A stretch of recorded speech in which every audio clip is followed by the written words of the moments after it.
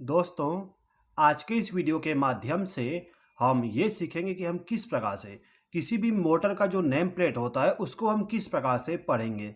यहाँ पे हमारे पास में एक मोटर का नेम प्लेट है जिसमें हर एक इंफॉर्मेशन दिया गया है मोटर के बारे में।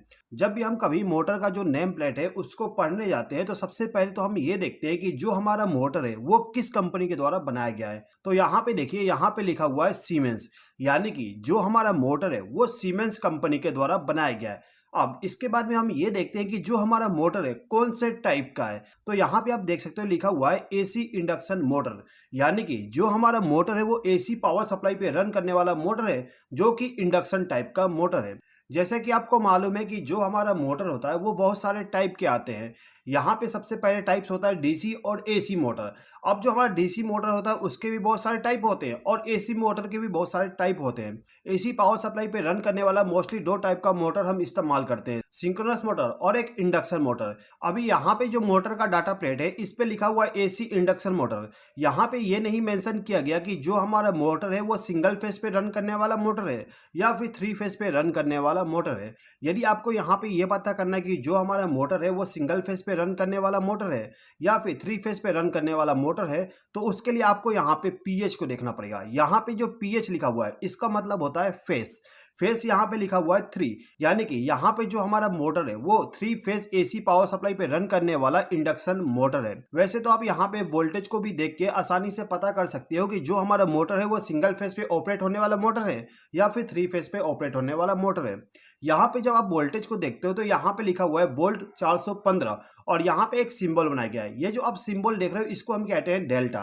वैसे बहुत सारे मोटर में यहाँ पे कोई सिंबल नहीं बनाया जाता, वहाँ पे सिंपली लिख दिया जाता है वोल्टेज 415, यानी कि जो हमारा मोटर है वो 415 वोल्ट पे ऑपरेट होगा। लेकिन यदि आपका यहाँ पे वोल्टेज है उसके सामने किसी प्रकार का सिंबल बना है तो उसको आपको ध्यान देना होता है। यदि यहाँ पे वोल्टेज के सामने डेल्टा बना हुआ है तो इसका मतलब ये होता है कि जो हमारा मोटर है उसके वाइंडिंग को हमें डेल्टा में कनेक्ट करना पड़ेगा और डेल्टा में कनेक्ट करने के बाद हमें वहां पे 415 वोल्ट को अप्लाई करना पड़ता है। इसके अलावा आपको किसी किसी मोटर में यहाँ पे स्टार बना हुआ मिल जाएगा। यदि यहाँ पे स्टार बना होगा तो वहां पे आपको मोटर के वाइंडिंग को स्टार में कनेक्ट करना पड़ेगा और जितना वोल्टेज लिखा हुआ उतना ही वोल्टेज आपको मोटर के वाइंडिंग में कनेक्ट करना पड़ता है। अब इसके बाद भी हम ये देखते हैं कि जो हमारा मोटर है उसका पावर कितना है, यानी कि किलोवाट कितना है। तो यहाँ पे आप देख सकते हो लिखा हुआ है किलोवाट स्लैश एचपी। यहाँ पे जो किलोवाट और एचपी लिखा हुआ है दोनों का मतलब पावर होता है, यानी कि जो हमारा मोटर है उसका कितना क्षमता है उसको डिटेल बताता है। यहाँ पे जो हमारा किलोवाट स्लैश एचपी है इसके सामने आप देख सकते हो लिखा हुआ है 30/40।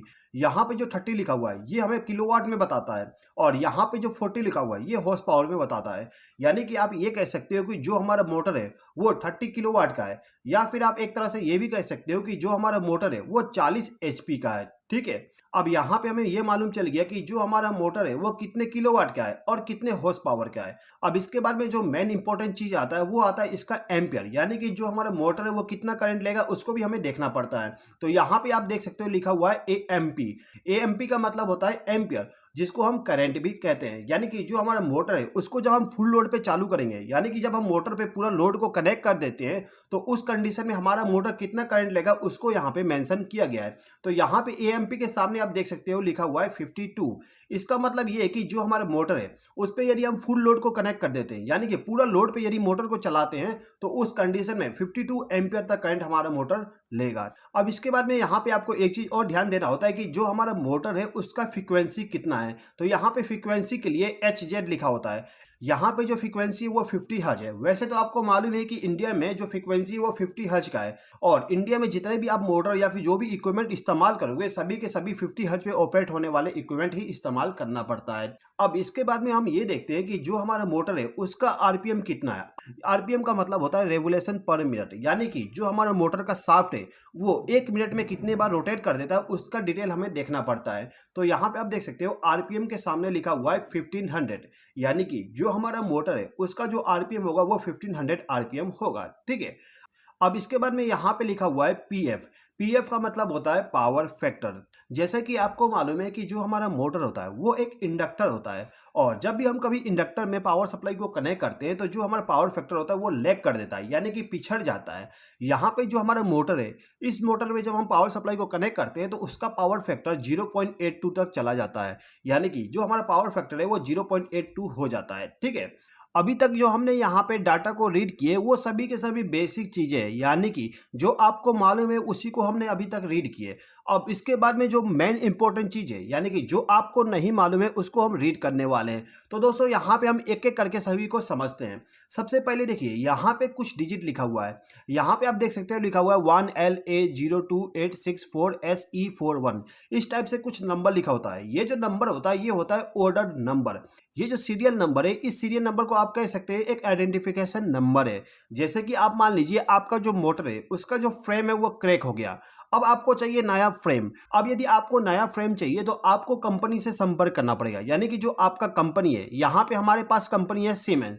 तो यहाँ पे हम क्या करेंगे, सीमेंस कंपनी को एक ईमेल लिखेंगे या फिर उनको कॉल करके हम कांटेक्ट करेंगे। उसके बाद हमें यहाँ पे ये बताना होगा कि हमारे पास में एक मोटर है जो कि 30 किलोवाट का है और उसका ऑर्डर नंबर या फिर सीरियल नंबर ये है। जब हम कंपनी को इसका सीरियल नंबर बताते हैं तो वो जो कंपनी होता है उसी सेम टू सेम पार्ट को आपको सेंड करेगा। यदि आप यहाँ पे सीरियल नंबर को नहीं बताते हो, आप केवल ये बताते हो कि हमारे पास में 30 किलोवाट का मोटर है, उसके लिए हमें फ्रेम चाहिए। यहाँ पे यदि आप किलोवाट को बता भी देते हो तो आपको वहाँ पे सेम टू सेम फ्रेम नहीं मिल सकता, क्योंकि जो हमारा मोटर होता है वो बहुत सारे टाइप से बनाया जाता है और आपका जो मोटर है कौन से टाइप का है और किस प्रकार से बनाया गया उसका पूरा का पूरा डिटेल इस ऑर्डर नंबर में या फिर सीरियल नंबर में होता है। तो ये जो सीरियल नंबर होता है इसी के द्वारा हम आइडेंटिफाई करते हैं कि जो हमारा मोटर है वो कौन से टाइप का है और उसके लिए कौन कौन से पार्ट इस्तेमाल किए गए हैं। ठीक है, अब इसके बाद यहाँ पे आप देख सकते हो लिखा हुआ है IEC 60034-1।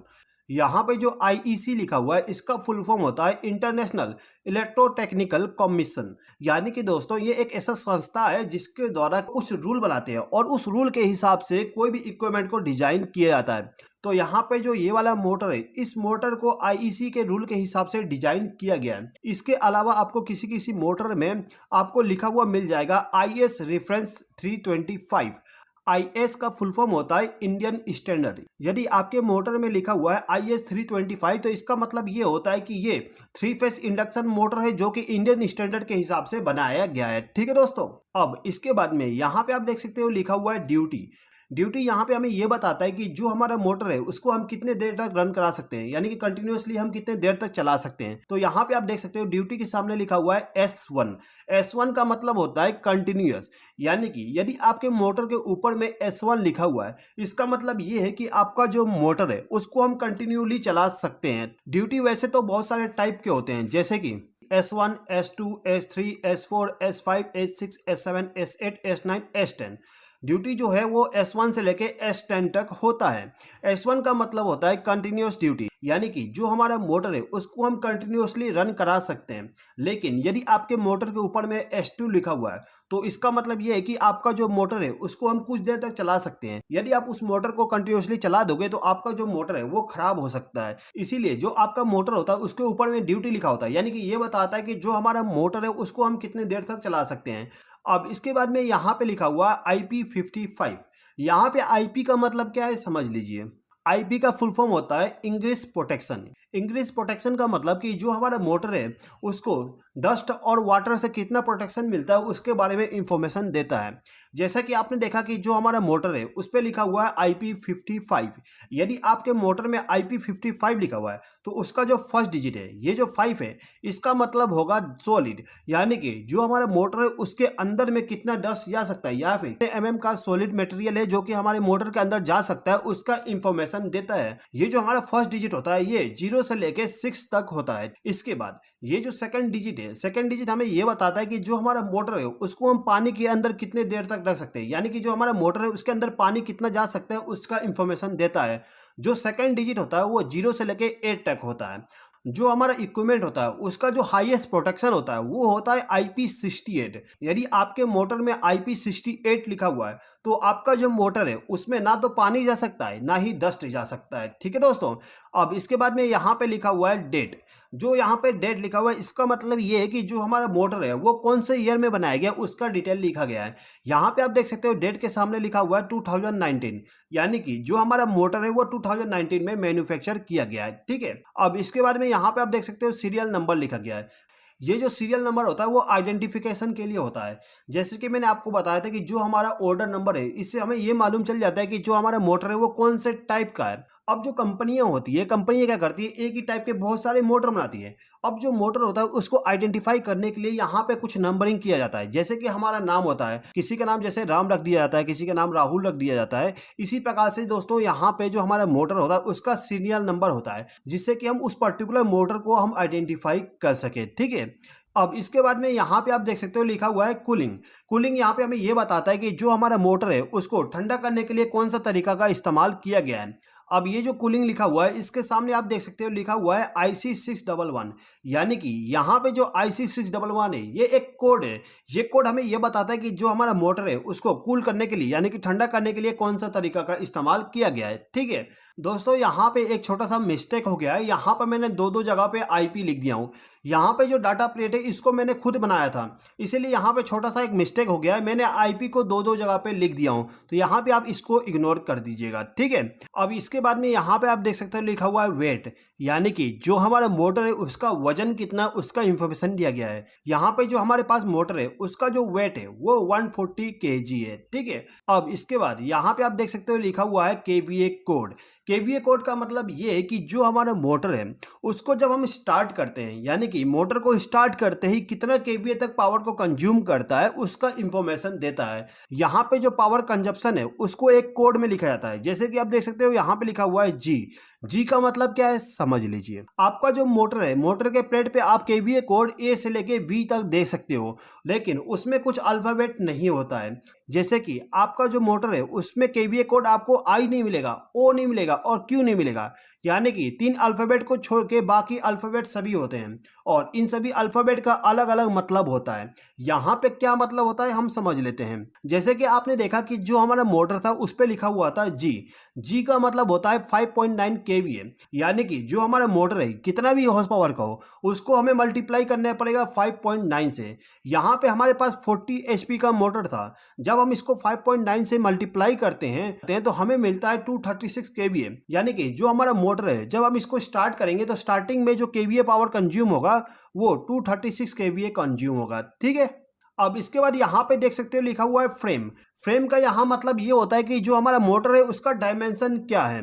यहाँ पे फ्रेम के सामने आप देख सकते हो 286T लिखा हुआ है। यहाँ पे जो 286T लिखा हुआ है ये एक कोड है और इस कोड को जब हम रीड करेंगे तो हमें ये मालूम चलेगा कि जो हमारा मोटर है उसका डायमेंशन क्या है। यहाँ पे जो मोटर का फ्रेम साइज, ये फ्रेम साइज हमें ये बताता है कि जो हमारा मोटर है इसका जो फुट होल है, ये दोनों होल, इन दोनों के बीच में डिस्टेंस कितना है। साथ ही साथ में हमें यह भी बताता है कि जो हमारा रोटर है उसका ग्राउंड लेवल से कितना हाइट है। उसके बाद जो हमारा फ्रेम साइज है वो हमें यह भी बताता है कि जो हमारा रोटर है उसका जो लेंथ है वो कितना है, यानी कि कितना बाहर तक वो निकला होता है। यहाँ पे जो फ्रेम साइज होता है वो दो तरीके से मेंशन किया था, एक IEC कोड के हिसाब से और एक नीमा कोड के हिसाब से।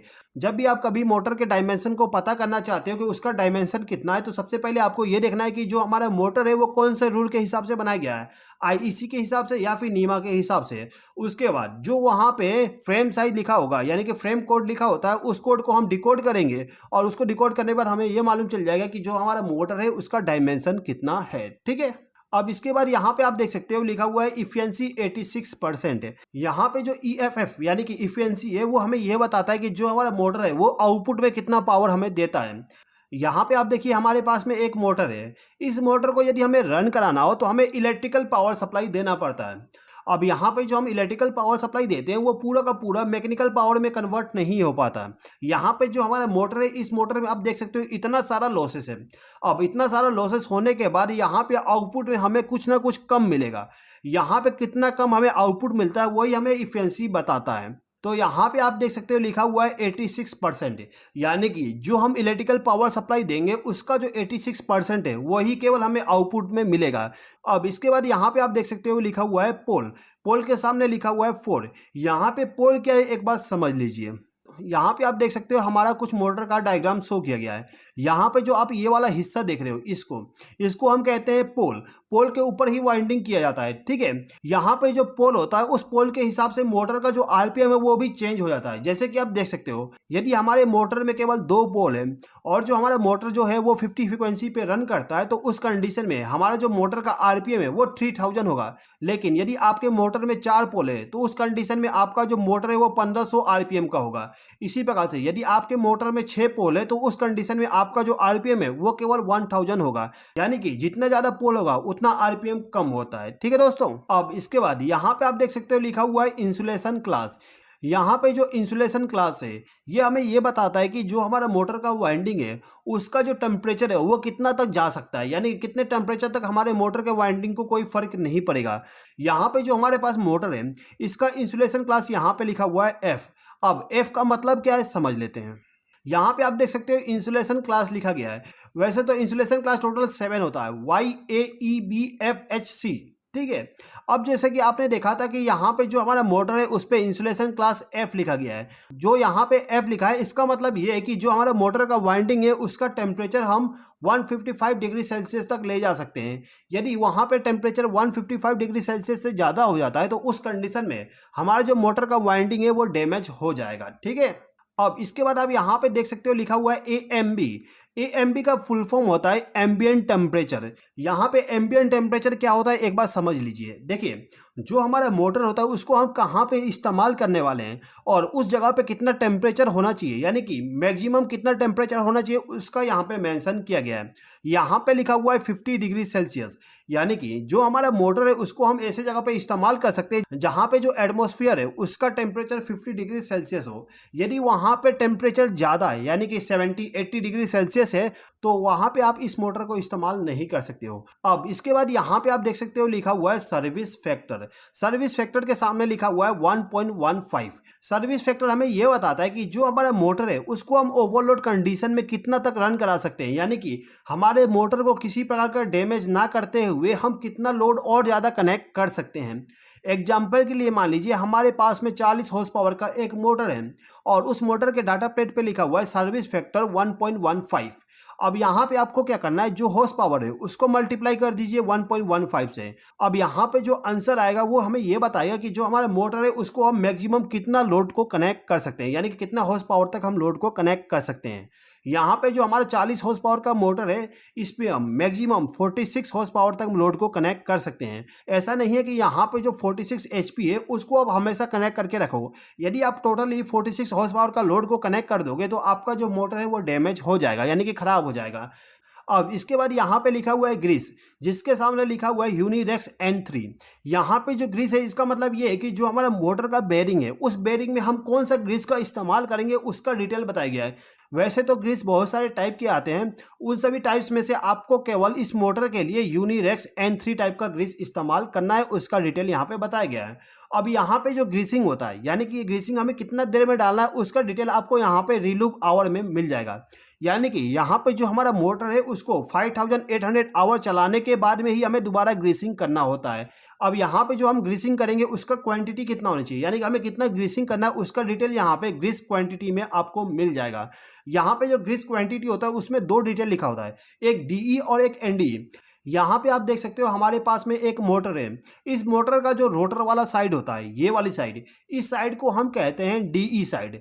DE का मतलब होता है ड्राइव एंड। उसके बाद यहाँ पे जो फैन होता है यानी कि मोटर का जो पीछे वाला भाग होता है उसको हम कहते हैं ND। ND का मतलब होता है नॉन ड्राइव एंड। अब जैसे कि आपको यहाँ पे मालूम है कि जो हमारा मोटर है इस मोटर में दोनों साइड में बेरिंग लगाया जाता है। अब जो हमारा DE साइड में बेरिंग है और जो ND साइड में बेरिंग है उसमें कितना ग्रीसिंग करना उसका डिटेल आपको इस ग्रीसिंग क्वांटिटी में मिल जाएगा। जैसे कि आप देख सकते हो यहाँ पे लिखा हुआ है DE 90 ग्राम, यानी कि जो हमारा ड्राइव एंड है उस साइड में जो बेरिंग है उसमें हमें केवल 90 ग्राम ग्रीसिंग करना है। उसके बाद जो हमारा ND साइड है, ND साइड में जो बेरिंग होगा उसमें हमें केवल 70 ग्राम ग्रीसिंग करना होता है। ठीक है, अब इसके बाद में यहाँ पे आप देख सकते हो लिखा हुआ है BRG। BRG का फुल फॉर्म होता है बेयरिंग। अब जैसे कि मैंने आपको बताया कि जो हमारा मोटर है उसमें दो बेयरिंग लगा होता है, एक DE साइड में और एक NDE साइड में।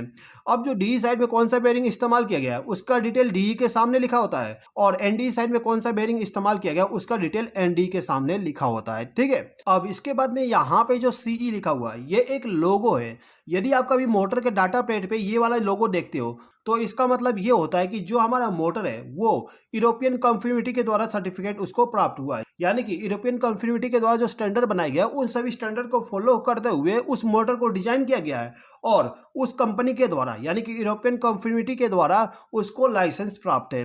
ठीक है दोस्तों, तो दोस्तों आई होप कि आपको ये वीडियो पसंद आया होगा। दोस्तों यदि आपको ये वीडियो पसंद आया हो तो प्लीज़ इस वीडियो पे लाइक, शेयर और कमेंट कर दीजिएगा। और यदि आपने अभी तक हमारे चैनल को सब्सक्राइब नहीं किया तो सब्सक्राइब भी कर लीजिएगा। इस वीडियो को देखने के लिए धन्यवाद।